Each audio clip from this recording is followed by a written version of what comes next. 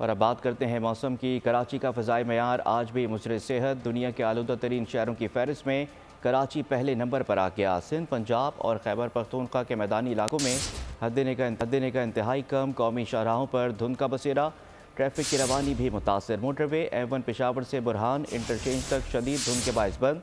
शहरी motorway M2 Lahore से coat मोमिन, M3 फैसपुर से दरखाना, M4 बाहू इंटरचेंज से पिंडी भटियाँ तक इस्तेमाल नहीं कर सकते।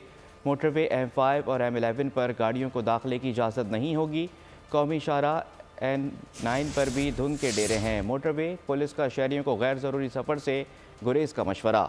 कहा, इंतहाई ज़रूरत में तेज़ रफ्तारी से परहेज़ और अगली गाड़ी से मुनासिब फासला रखें।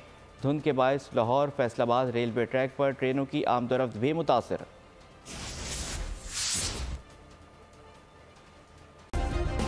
सब्सक्राइब करें और बेल दबाएं ताकि कोई खबर रह न जाए।